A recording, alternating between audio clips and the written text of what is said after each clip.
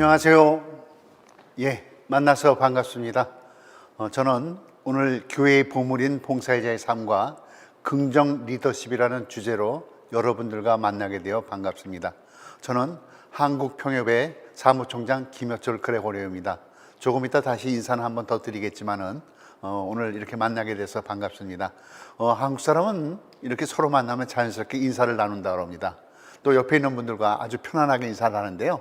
먼저 무엇보다 중요한 것은 내가 먼저, 그리고 뭐냐면 밝은 표정을 짓고, 그리고 눈 맞춤을 하면서 먼저 말을 하면서 인사한다고 합니다. 저랑 같이 한번 직접 대면은 아니지만 오른손을 들어서 저랑 같이 한번 인사할까요? 안녕하세요. 안녕하세요.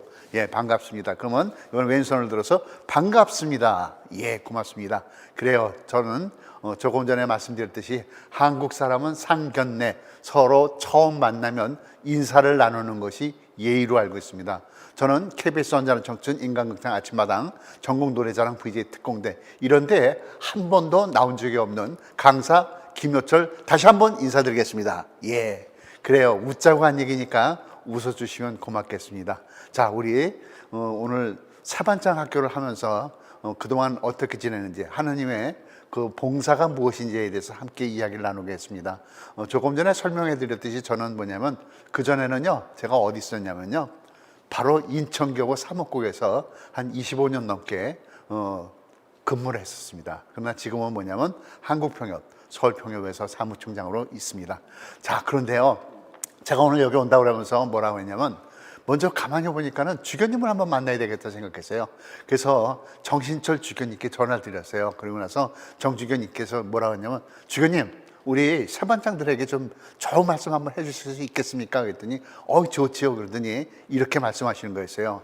한번 같이 읽어볼까요? 뭐라고 얘기하고 있을까요? 맞아요. 교회의 보물이신 여러분, 진심으로 사랑합니다.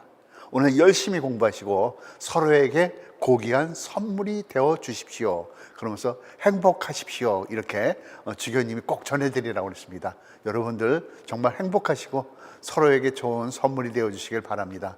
자, 그러면 제가 하나 보여드릴 게 하나 있습니다. 이것이 무엇이냐면요, 어느 분은요, 이 사진을 보는 순간에 정면으로 보이는 분이 있는가 하면 또 측면으로 보이는 분들이 있대요. 그래서 나는 정면으로 보인다, 아니면 측면으로 보인다, 한번 보도록 하겠습니다. 딱 보는 순간 어디가 보일까요? 어느 분은 바로 정면으로 이분이 그렇게 바라보이는 분이 있는가 하면 어느 분은 측면을 바라보는 그러한 모습으로 보인다고 합니다. 자, 그러면 제가 이 말씀을 드린 이유는 뭘까요? 다름이 아니라 본다는 것의 의미입니다. 보는 것과 생각은 서로 연결되어 있답니다. 어떻게 보느냐에 따라서 생각이 달라진다는 것이죠. 다시 말씀드리면요, 생각이 나를 지배하느냐, 내가 생각을 지배하느냐에 따라서 우리의 삶은 달라진다는 것을 말씀드리겠습니다.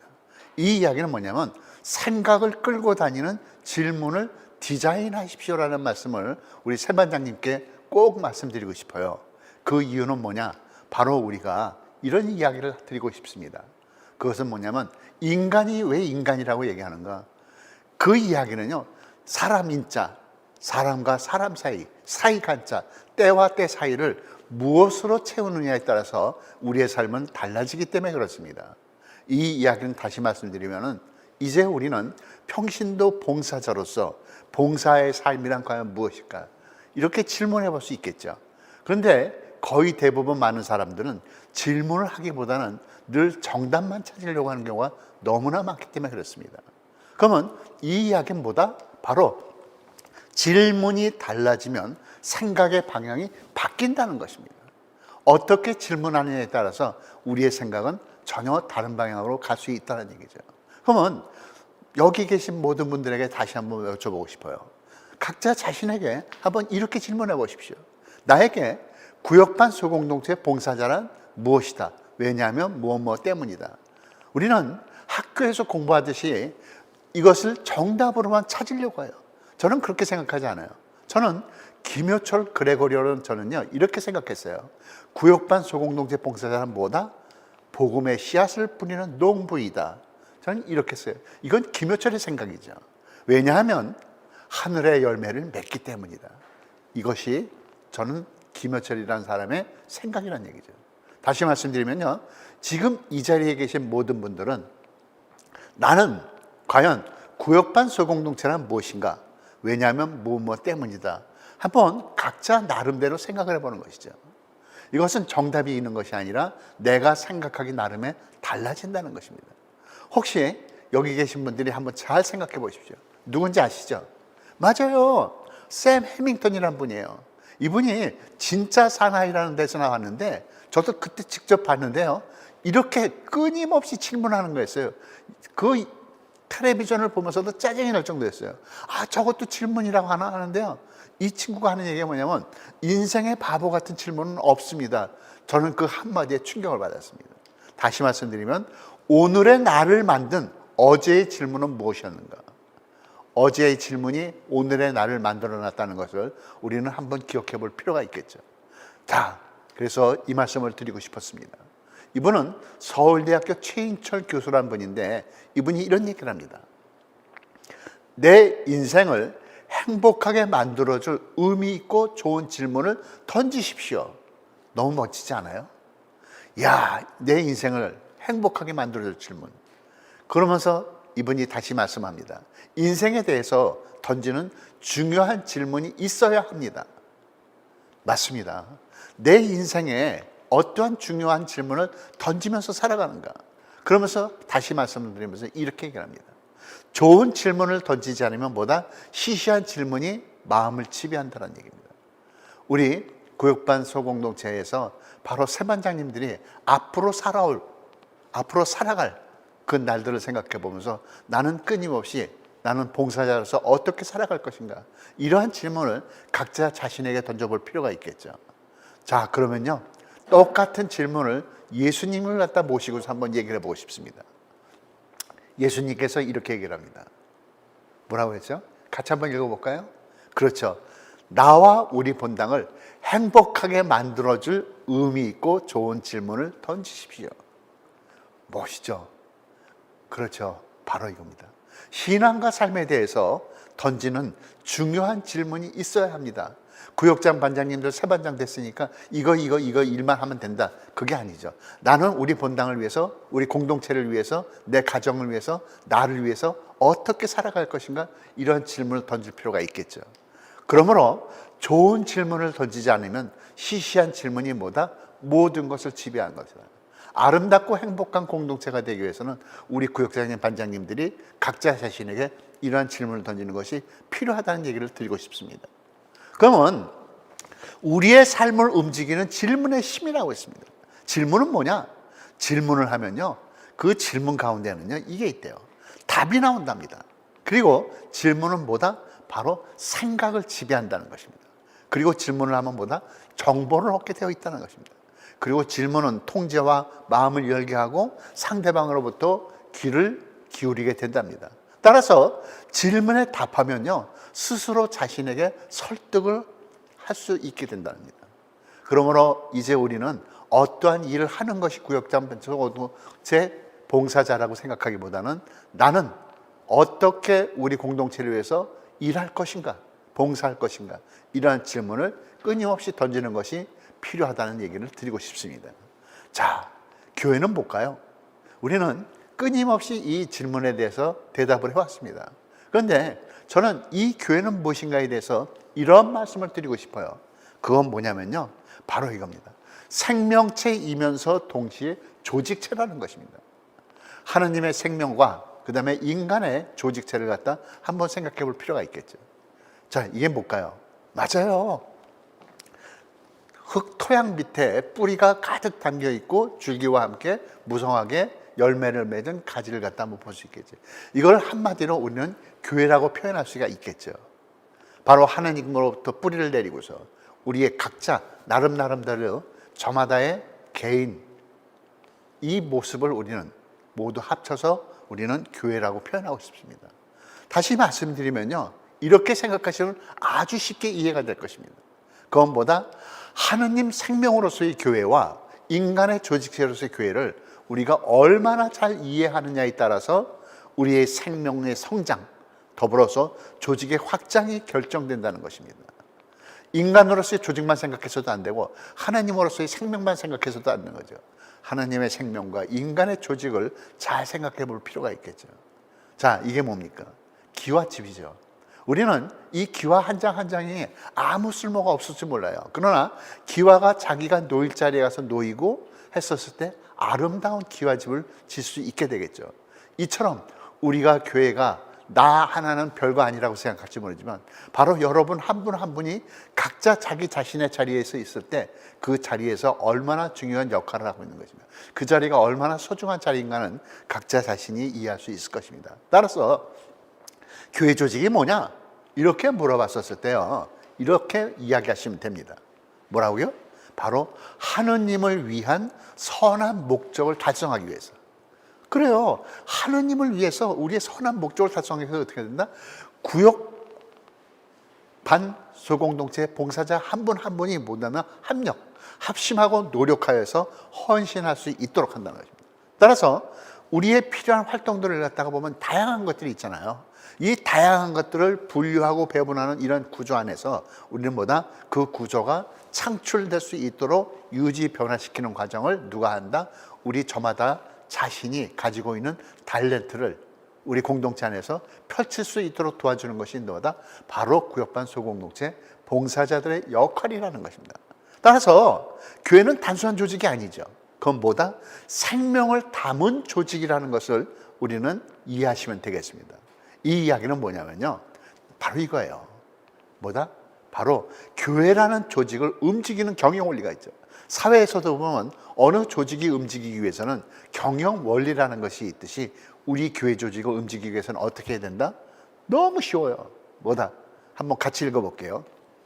거룩한 경영으로 이해하십시오. 그렇죠. 그리고 뭐다? 생명을 살리는 조직이 되게 하십시오.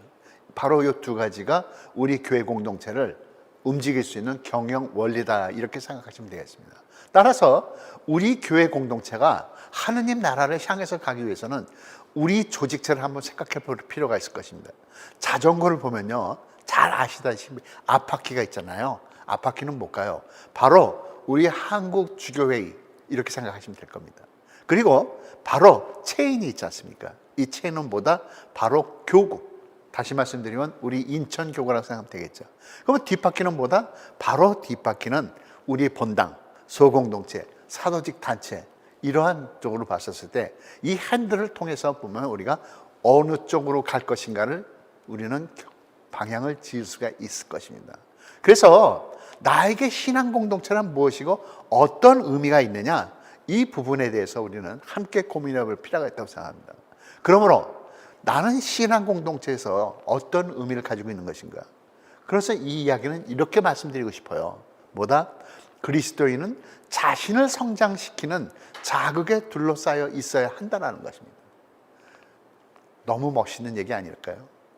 자신을 성장시키는, 우리 공동체를 성장시키는 자극이 되어주기 위해서는 무엇이 필요할까요? 다름이 아니라 바로 우리 교회 공동체 안에 꼭 있어야 될 10가지를 말씀드리겠습니다. 이것은 우리 저마다의 삶에 아주 긍정적인 자극의 효과를 나타낼 것입니다. 첫 번째, 용서와 치유가 있어야 한다는 얘기입니다. 교회에 들어갔는데 용서해 주지 않아요. 내가 아픈데 그 안에 공동체에 들어가는데 내가 치유할 수가 없다라면 이건 교회 공동체라고 얘기할 수가 없겠죠. 두 번째, 이해가 있어야 합니다. 내가 어떠한 곡해를 통해서 거기서 억울한 일을 당했다면 과연 그 사람이 교회 공동체에 남아 있을까 하는 것입니다. 따라서 우리가 이해가 있어야 된다는 얘기는 굉장히 중요해요. 이해받지 못한 사람은 과연 교회 공동체를 남아 있을까? 아니죠. 떠날 수밖에 없겠죠. 결국은 이분이 떠나면 어디에 가겠습니까? 결국은 사이비 종교라든가 이런 쪽으로 빠질 수밖에 없을 것입니다. 따라서 우리는 이 이해가 있는 공동체가 꼭 필요하다는 것입니다. 그리고 세 번째는 뭐다? 바로 그렇죠. 대화의 상대가 있어야 한다는 것입니다. 대화의 상대가 된다는 것은 뭐다? 내가 갔는데 거기와 내가 갔었을 때 내가 즐거운 마음, 기쁜 마음, 슬픈 마음, 억울한 마음, 이것을 서로 대화할 수 있는 그 상대가 되어줄 수 있어야 한다는 것입니다. 그리고 네 번째는 뭐다? 바로 여유가 있어야 한다는 얘기입니다. 여유가 없이 항상 조급한 마음으로 발을 동동거리면서 우리가 교회 간다라면 어떠한 아무렇지도 없겠죠. 그러므로 이 교회 공동체 안에서 우리는 정말 이 네 가지뿐만 아니라 다섯 번째 이렇게 얘기를 합니다. 휴식이 있어야 합니다. 내가 편히 쉴 수 있는 공간, 편히 쉴 수 있는 그 공동체가 되어야 한다는 것입니다. 그리고 다섯 번째, 인정을 해줘야 한다, 이런 얘기입니다. 인정을 해준다는 얘기는 뭐다? 내가 갔었을 때 그들은 나를 갖다가 이해해주고 나의 어떤 모든 것을 바라봐주고 그렇게 인정해주는 것이 바로 교회 공동체가 되어줘야 한다는 것입니다. 그리고 일곱 번째는 뭐냐면 웃음과 유머가 있어야 한다는 얘기입니다. 너무 딱딱하고 결집되고 그 다음에 고집스러운 그 융통성이 없는 그런 데서는 사람이 살기가 너무 힘들죠. 질식할 수밖에 없겠죠. 그 다음 여덟 번째는 뭐라고 써 있죠? 그렇죠. 어른이 있어야 된다는 얘기다. 이 어른은요, 나이가 드신다고 해서 어른이 아니라 아무리 젊었다 하더라도 우리 신앙 안에서 하는 삶의 모습이 어른답다면 그는 우리 공동체의 어른이 될 수 있습니다. 그리고 아홉 번째는 뭐다? 사랑이 있어야 되는 것이죠. 우리 공동체를 더욱더 풍요롭게 만들 수 있는 그 사랑, 이것은 인간적인 사랑뿐만 아니라 하나님의 사랑을 같이 의미하기도 합니다. 그리고 마지막 열 번째는 뭐다? 꿈이 있어야 한다는 것입니다. 이 꿈이라는 것은요, 꿈이 있는 교회와 꿈이 없는 교회는 엄청난 차이가 있습니다. 항상 우리는 어디를 향해서 갈 것인가, 이런 꿈을 꾸는 교회가 되어줘야 한다는 것입니다. 한번 저랑 같이 한번 읽어볼게요. 뭐라고 써 있습니까? 죄 많은 우리 한 사람 한 사람에게 자비로운 눈길로 우리를 바라보시면서 다시 일으켜주시는 하느님을 만나야 합니다. 맞아요. 자비로우신 눈길로 우리를 바라보시는 그 하느님, 나를 다시 일으켜주시는 하느님, 이분을 만났을 때 우리는 우리 공동체가 성장할 수 있다는 얘기입니다. 근데 우리 이제 세반장님들 이렇게 말씀을 드리고 싶겠습니다. 뭐라고 되어 있습니까? 그리스도인은 한 손에는 성경을, 다른 한 손에는 신문을 들고 살아야 합니다. 즉 세상과 사회를 같이 바라볼 수 있어야 한다는 얘기입니다. 이 이야기는요, 세상이 변하고 있다는 것을 꼭 말씀드리고 싶어요. 무엇이 어떻게 변하고 있는가? 그것은 다름 아니라요, 당연하지 않았던 것들이 당연해지고 있다는 얘기입니다. 그러므로 당연함을 부정해 보라는 얘기예요. 당연함을 부정한다는 얘기는 뭐다? 이렇게 생각하시면 돼요. 모든 것이 당연하면요, 바뀌는 것이 없습니다. 우리는 한번 생각해 보세요. 과연 전화기를 선도 없이 각자가 들고 다닐 수 있는 시대가 오리라고 생각하는가? 당연하지 않았던 것이죠. 그러나 지금은 당연해졌죠. 따라서 미래를 읽는 방법은 뭐다? 당연함의 진화를 자각하라는 얘기입니다. 따라서 이렇게 우리는 이야기할 수 있는 것입니다. 변화를 피할 수 있는 조직은 없다, 이런 겁니다. 이 세상에 모든 존재는 변하게 마련입니다. 따라서 교회도 마찬가지로 이 변화를 피할 수는 없다, 이렇게 얘기합니다. 시대가 바뀌었죠. 사람이 달라지죠. 그런 가운데서 교회도 새로운 모습을 갖춰갈 수밖에 없는 것입니다. 그러므로 적극 대처하거나 그렇지 않으면 소멸되든가 다른 선택은 없는 것이에요. 우리 교회가 어떠한 모습으로 가야 되는가? 바로 우리도 새로운 모습으로 갖춰가야 된다. 그러기 위해서 우리 구역장님, 반장님들이 새로운 삶의 패턴으로 자신들도 변화되어야 한다는 얘기입니다. 이분은 로버트 슐러 목사라는 분인데요, 미국에서 LA 수정교회라고 하면 굉장히 유명한 교회입니다. 엄청 큰 교회입니다. 이 큰 교회가 망했어요. 그 이유가 뭔지 아세요? 그것은 다름이 아니라 이거였어요. 시대의 변화를 읽지 못했다. 과거의 영광에 취해 있었다. 옛날 자기 고집스러운 방식으로만 일을 했다. 그리고 옛날 자기가 성공했던 방법만이 맞다고 거기에 집착을 했고 변화를 거부했기 때문에 그렇습니다. 그러므로 우리 교회가 성장하기 위해서, 새로운 모습으로 변화하기 위해서는 무엇이 필요한가? 이것을 우리는 받아들여야 한다는 얘기입니다. 그러므로 이제 시대의 흐름에 따라서 어떻게 세상이 변해가고 있는가에 대해서 조금 말씀드리고 싶어요. 자, 옛날엔 뭐라고 했습니까? 산업혁명 시대라고 그랬잖아요. 이 산업혁명 시대는 뭐냐? 우리는 호모사피엔스라고 학교에서 공부했던 거 기억이 납니다. 옛날에는요, 중심 덕목이 뭐였냐면은 바로 이거였어요. 의무였어요. 그런데 이 의무이다 보니까 일을 한다, 이렇게 생각했어요. 그러나 현대 사회에 와서는 뭐라고 얘기하냐면 이렇게 얘기합니다. 포노사피엔스. 이 말씀 들어보셨는지 모르겠어요. 다시 말씀드리면은 스마트폰, 지혜로운 스마트폰 이렇게 얘기하면 돼요. 그러니까 지금 이 시대는 중심 덕목이 뭐냐면 의미, 내가 일을 하는데 그 의무가 아니라 의미를 찾는다는 얘기죠. 그러므로 지금은 뭐냐? 젊은이들도 그렇고 신세대들도 일을 즐기는 사람들, 이렇게 현재는 바뀌었습니다. 포노사피엔스에 대해서 잠깐만 말씀을 더 드릴게요. 스마트폰이 낳은 신인류가 등장했다, 이렇게 생각하시면 됩니다. 이 이야기는요, 대중매체를 옛날에는 같이 공유하던 그런 시대는 막을 내렸어요. 지금 여기 계신 분들과 제가 만나는 방법이 어떻습니까? 옛날에는 직접 대면으로 만났지만 지금은 인터넷을 통해서 이렇게 따로따로 만날 수 있어요. 유튜브를 통해서 이렇게 만나고 있어요. 다시 말씀드리면요, 이제는 이렇게 변하고 있습니다. 국경도 언어도 장벽이 되지 않는 시대에 우리는 살고 있습니다. 인간관계도요, 이제는 온라인이 아니라 오프라인으로 바뀌어가고 있습니다. 그리고 세 번째 뭐다? 정보 중심으로 모든 사회 조직이 움직이고 있다는 것입니다. 그리고 또 뭐다? 정보는 하나의 상품 가치를 가지고 있다는 것입니다. 이런 시대에서 우리가 구역장님, 반장님들이 앞으로 어떻게 살 것인가? 바로 포노사피엔스, 태어나면서부터 스마트폰이 인간의 뇌이고 손이 되는 사람들을 가리켜서 우리는 새롭게 문명이 바뀌고 있다. 그래서 요즘 젊은 세대를 이해 못한다고 얘기할지 모르지만 이제 우리는 젊은 세대들과 소통하기 위해서, 앞으로 세상을 살아가기 위해서는 이러한 시대에 대해서 우리는 함께 적응을 하셔야 된다는 얘기죠. 따라서 지금 드리는 말씀에서 이것을 꼭 드리고 싶어요. 뭐다?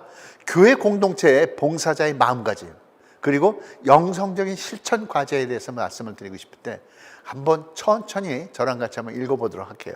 오늘날 우리 교회의 시대는 뭐다? 이제는 더 이상 예언자들의 시대도 아니요, 성인들의 시대도 아니요, 신학자 시대는 더욱 아니다. 그렇다면 뭐다? 교회는 바야흐로 어떤 시대가 됐다? 가난한 이들, 작은 이들, 이런 이들이 점차 지역의 자리를 차지하는 시대가 바로 오늘날 이 시대로 바뀌었다는 얘기예요. 즉 작은 예언자, 작고 이름 없는 성인, 이러한 의미에서 바닥의 시대, 즉 평신도의 시대가 도래했다라고 얘기합니다. 그러니까 요즘 시노달리타 시스템의 많은 교구가 굉장히 바삐 움직이고 있습니다. 다시 말씀드리면 뭐냐? 평신도들이 이제는 교회를 살리는 그런 시대로 바뀌었다는 얘기다. 평신도 사도직 많이 이야기합니다. 과연 평신도 사도직이 뭐냐? 이렇게 얘기했을 때는요, 평신도 사도직은요, 하느님으로부터 시작된 것이지 이것이 어느 한 인간의 생각이 아니라는 것입니다. 얼만큼 평신도 사도직을 수행한다는 것은 뭐다? 다른 사람을 우리 교회 공동체로 끌어들이는 것이 아니라 뭐다? 우리 자신이 그들에게 다가가는 것이 바로 평신도 사도직이라고 이야기할 수 있습니다. 이 이야기는요, 뭐다? 교회 공동체 봉사자는요, 사람과 교회 사이를 서로 연결시켜주는 역할을 하는 것이에요. 그러니까 우리 새로 신임 구역장님, 반장님들 얼마나 소중한 일을 갖다 지금 맡아 하고 있는가, 굉장히 중요한 역할을 하고 계신 거예요. 따라서 이제 우리 교회 공동체에 이상은 있어도요, 이상적인 교회 공동체는 없습니다. 전 말이 이상하다고 생각할지 몰라요. 그러니까 교회 공동체의 이상은 저기를 바라보지만 인간의 삶이라는 것은 모든 것이 부족하기 때문에 이상적인 교회 공동체는 없을 수밖에 없다는 얘기다. 그렇다면 우리는 영원히 함께 지낼 수 없는 사람들과 함께 만나서 평신도 사도직을 수행하려고 하잖아요. 과연 이 수행하려고 하는 때 과연 어떤 것인가? 바로 구역장님, 반장님들이 가장 소중하게 역할을 해야 되는 것이 뭐냐면 이거예요. 지혜와 소통과 공감의 영성이 필요하다. 지혜도 필요하고 소통이 필요하고 공감이 필요하다는 얘기입니다. 따라서 이제 이렇게 말씀을 드리고 싶어요. 하나님께 내가 온전히 삶을 투신한다는 것은 뭐다? 바로 교회와 공동체에 내가 바치는 헌신이다. 그러니까 조금만 발을 담근다라고 생각하는 것이 아니라 내가 더 깊이 들어간다는 것을 말씀을 드립니다. 자, 마리아와 마르타가 있습니다. 누군가는 마리아의 역할을 하는 분이 있는가 하면 누군가는 마르타의 역할이 필요한 것입니다. 마리아가 마르타를 흉을 보고 마르타가 마리아를 흉을 보는 것이 아니라 저마다 각자 자기가 필요한 삶의 봉헌이 필요하다는 것을 얘기합니다. 그러면 이제 우리 교회 공동체 안에서, 세상과 교회 안에서 변화하는 삶에서 긍정적인 삶에 대해서 말씀을 드릴게요. 이 이야기는 뭐냐면요, 이거예요. 교회를 성장시키는 데 있어서 저의 요인이 있습니다. 크게 4가지예요. 비전 독점이 있죠, 일의 재미가 있죠, 영성결핍이 있죠, 숫자의 유혹이 있습니다. 이게 뭐냐면요, 바로 이거예요. 어느 누군가가 좋은 비전을 갖고 있어요. 그런데 이 비전을 혼자만 갖고 있으면 안 되겠죠. 본당에서 주임 신부님이 너무 멋진 비전을 갖고 있는데 신자들과 공유하지 않는다면 그 비전은 죽은 비전이에요. 그 다음에 2번째는 뭐다? 숫자의 유혹입니다. 사람이 많으면 성공한 것이고, 우리 소공동체는 인원이 2명, 3명밖에 없다라고 하면 우리는 실패한 것인가? 이것이 숫자의 유혹일 수 있어요. 2이나 3이 모인 곳에 주님께서 나 항상 너희와 함께 있겠다라는 것을 우리는 결코 잊어서는 안 되겠죠. 그 다음에 영성결핍입니다. 지식 안에 머무는 하느님 아니라 우리 사람이 바로 복음이라는 것을 가지시면 되겠습니다. 그리고 끝으로 뭐냐면 일의 재미에 빠져서는 안 된다는 얘기입니다. 일이 너무 재밌다가 보니까 그 안에 하나님이 계시지 않은 거예요.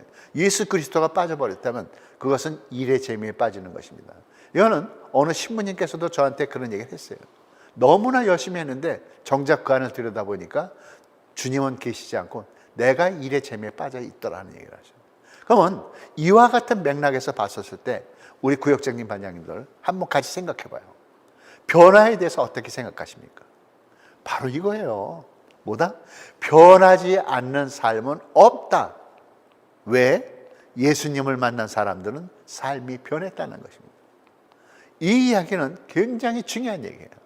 그러면 예수님께서 우리에게 보여주신 삶의 5가지 특징이 있습니다. 아마 이것은 우리 모두에게도 꼭 필요하리라고 생각합니다. 첫 번째는 뭐다? 완벽함 대신 잠재력을 보셨다는 얘기입니다. 우리 구역장님 반장님들 처음 새 반장이 되셨을 때 나는 못해요, 능력이 없어요 라고 얘기할지 몰라요. 그러나 주님께서는 뭐다? 나의 완벽함보다는 나의 잠재력을 보셨다는 것입니다. 그리고 예수님께서는요, 버림받기 전에 이미 용서하셨어요. 저는 죄 많은 인간입니다 이렇게 얘기했을 때 나는 안다, 걱정하지 말아라. 그리고 3번째는 뭐냐면 질문을 스스로 해가지고 해답을 찾고 문제를 해결할 수 있도록 가르치셨어요. 너희는 나를 누구라고 생각하느냐 이렇게 질문하신 거예요. 그리고 4번째는 뭐냐? 대접받으려 하지 말고 오히려 다른 사람을 섬기신 것이 바로 주님이셨어요. 끝으로요, 이분은 이렇게 얘기합니다. 은혜를 베풀었지만 책임감도 강조하셨다는 것을 말씀을 드립니다. 내가 너를 용서하마, 그러나 다시부터는 죄 짓지 마라. 이렇게 뭐냐면 책임감도 강조하셨던 것이죠. 그러므로 교회 공동체에서 내가 만나고 있는 사람, 앞으로 만나야 할 사람, 우리 구역장님 반장님들, 전에는 만났지 못했던 사람들도 있었을 것입니다. 그러면 나는 그들과 어떻게 소통하고 공감할 것인가? 그거는요, 세상과 교회 공동체를 위해서 우리가 실천해야 될 바로 봉사자 리더십은 무엇인가? 여기에 대해서 함께 고민할 필요가 있겠죠. 그것은 내가 만나는 사람들은 어떻게 변화될까? 바로 김효철 그레고리오라는 바로 예수 그리스도의 삶을 갖다가 그들에게 어떻게 보여줄 것인가 하는 것입니다.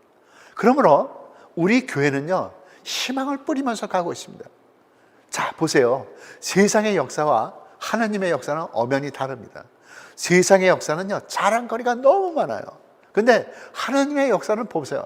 성경 안에서 보면은요, 인간의 나약함, 인간의 부족함, 잘못된 거, 못된 거, 온통 그런 거 투성이에요. 그런데 하나님께서는 그 안에서 역사하시고서 우리는 그 모습을 보면서 감탄하면서 살아가는 것이 필요하다는 것입니다. 한 사람 한 사람에게서 좋은 거, 잘못된 거 이런 거 찾아봤을 때 그 잘못되고 부족한 것까지도 우리는 받아들일 수 있어야 된다는 것입니다. 그래서 뭐다? 교회는요, 잘한 사람 중심으로 가면 절대 안 돼요. 그러므로 우리 고객님, 세반장님들 무엇이 필요하다? 내 공동체 안에서는 가장 작은 사람에게 다가가 있어야 한다는 얘기를 드리고 싶어요. 그럼 교회 공동체 봉사자가 뭐다? 하느님께서 역사하심을 발견하는 게 정말 중요한 것이에요. 그래서 우리 예수님께서는 계신 듯 안 계신 듯 늘 내 곁에 계시다는 것을 말씀을 드리고 싶어요. 이 이야기는요, 이거죠. 우리 교회 공동체 봉사자는 앞으로 라이프 스타일이 바뀌어야 됩니다. 내 말, 내 생각, 내 행동 등. 자, 그래서 재미있는 얘기 하나 할게요. 뭐라고 써 있어요? 긍정적인 사람은요, 한계가 없어요. 무슨 일을 하든지 간에 굉장히 넓게 할 수 있어요. 그런데요, 부정적인 사람은요, 하지도 않아요. 한계 없어요. 이 이야기는 뭐다? 미래는 생각하는 사람의 것이 아니라 행동하는 사람의 것이다. 이 말씀을 드리고 싶은 겁니다. 자, 생각만 해보면 뭐합니까? 그 생각은 아무런 열매를 맺을 수가 없어요. 행동 하나가 모여서 행동 10개가 되는 것입니다. 그러므로 평신도 봉사자의 긍정 리더십에 대해서 말씀드리겠습니다. 긍정의 힘은 어마어마합니다. 이분들이 누구냐면 아주 오래전에 포항 서틀러스 축구단입니다. 긍정의 힘에 대해서 실험을 했어요. 기숙사에 올라가는데요, 양쪽에다가 고구마를 갖다 심어놨습니다.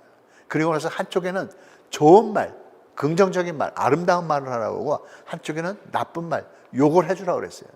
근데 너무나 신기하게도 이 당시 황선홍 감독님께서 그런 얘기입니다. 정말 많이 느꼈습니다.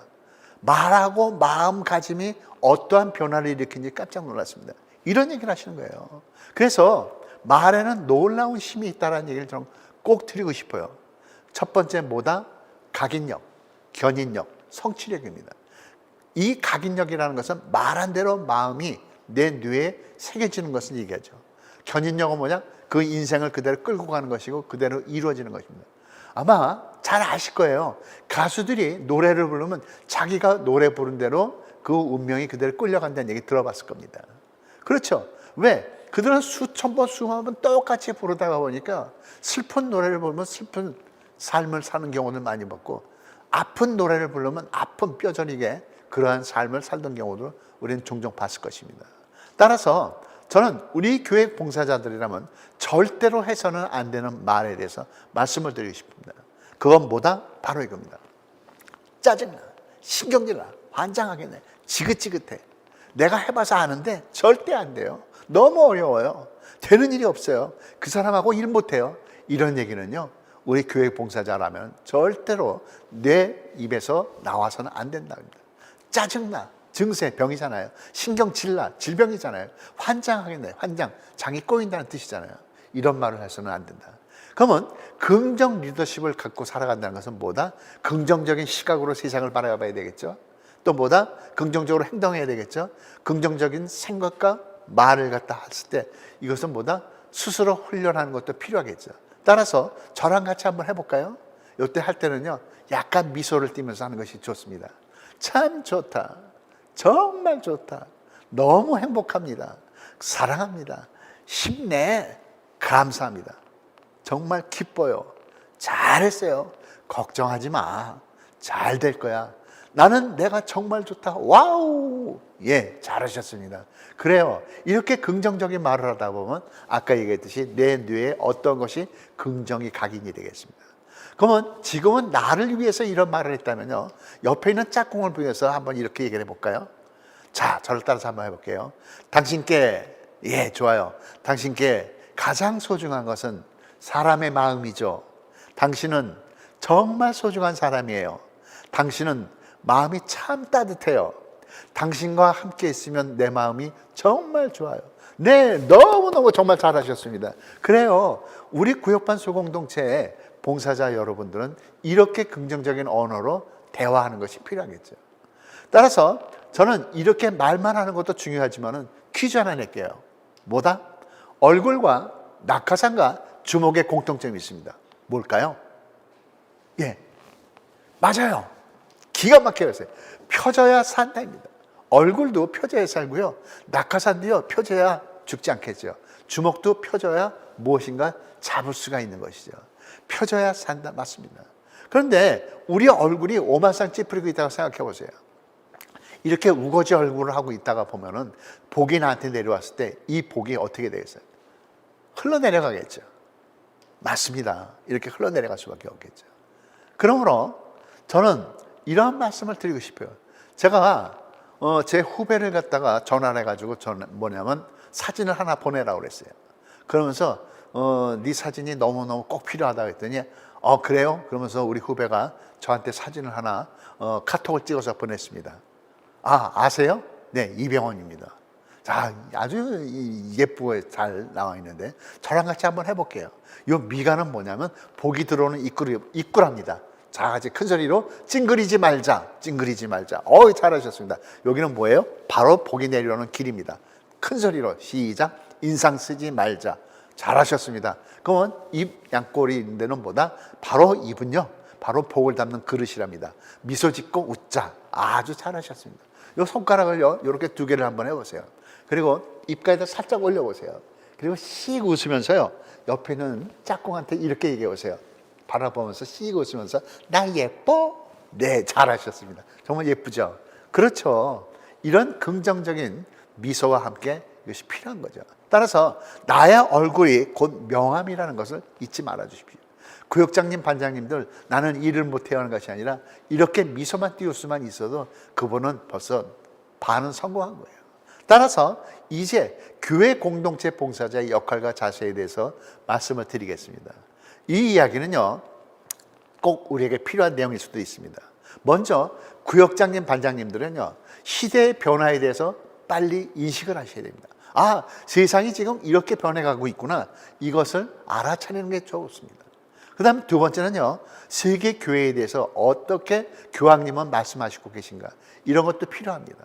그리고 지역사회에 대한 파악이 정말 소중합니다. 내가 살고 있는 이 지역은 어떠한 것이 부족하고 어떤 것이 풍요롭고 노인정은 몇 개가 있고 학교가 몇 개 있고 이런 것들도 필요한 것이다. 그 다음 하나님의 역사하심을 발견하는 것입니다. 그리고 뭐냐면 세상과 교회에 대해서 함께 공부하는 것. 그렇죠? 여럿이 함께, 구역장님, 반장님 혼자 일을 하셔서는 안 되는 것입니다. 함께 일하는 것이 필요한 것이죠. 그리고 책임과 권한에 대한 한계에 대해서 정확히 아셔야 됩니다. 너무 오버해서도 안 되고 너무 뒤추첨하셔도 안 되는 것이죠.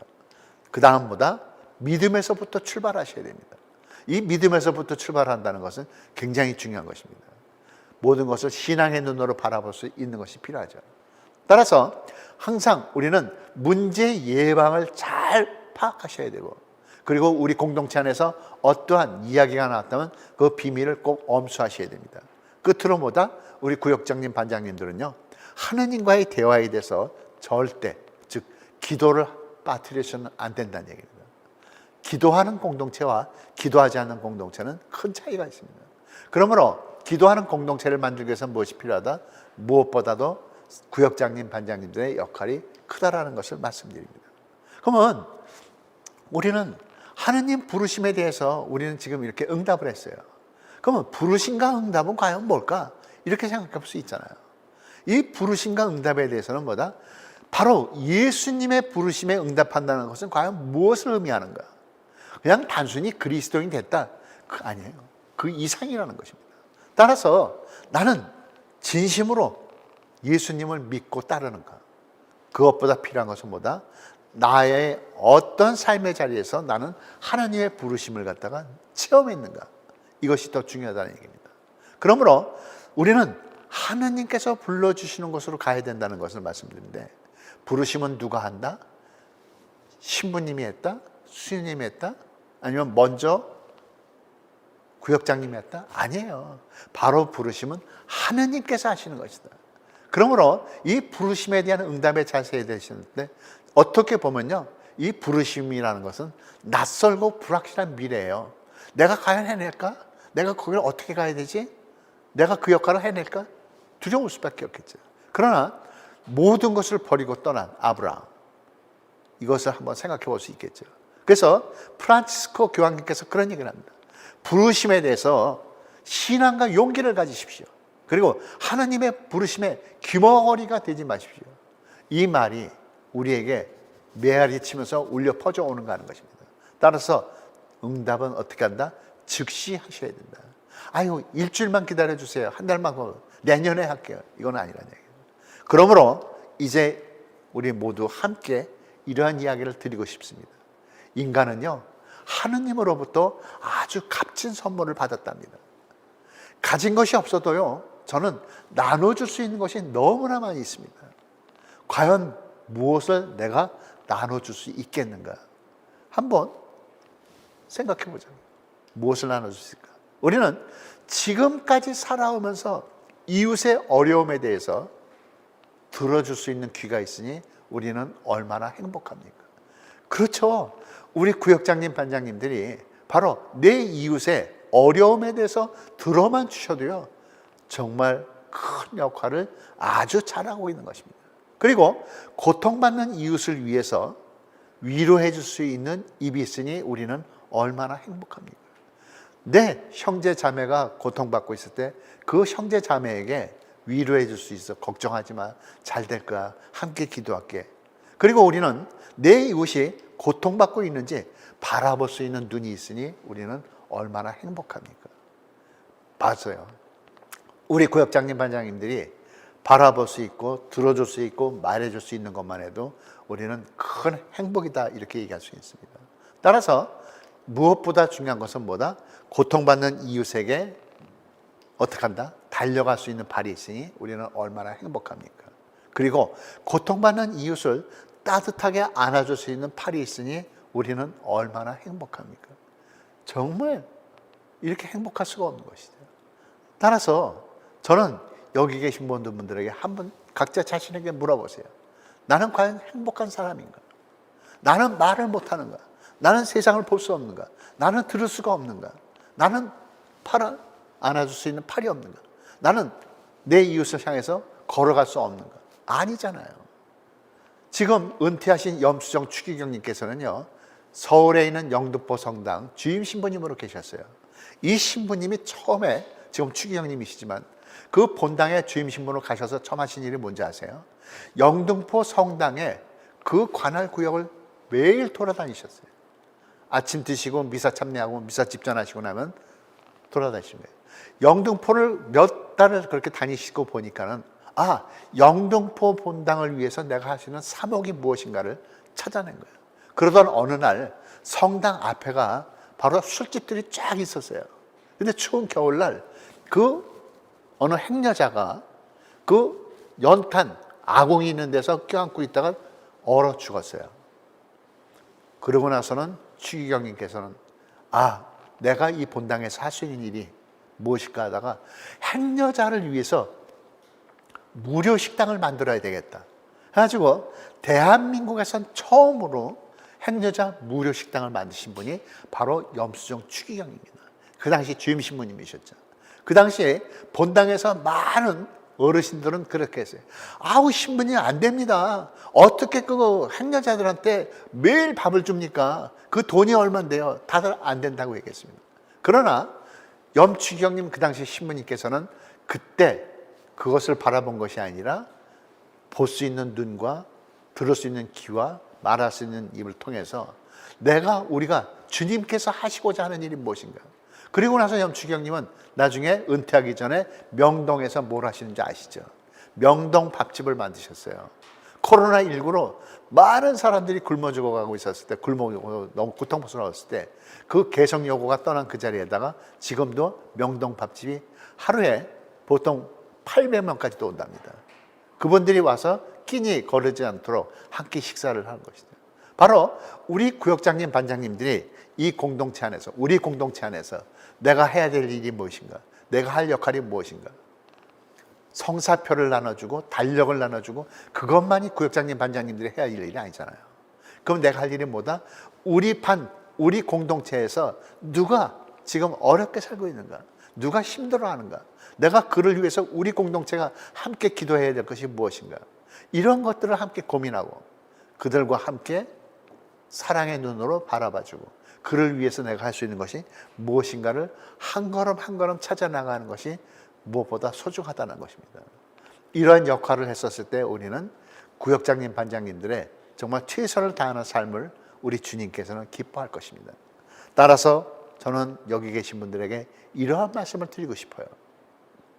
자, 저랑 같이 한번 천천히 묵상을 해볼 거예요. 이 세상에 헛된 봉사는 없다.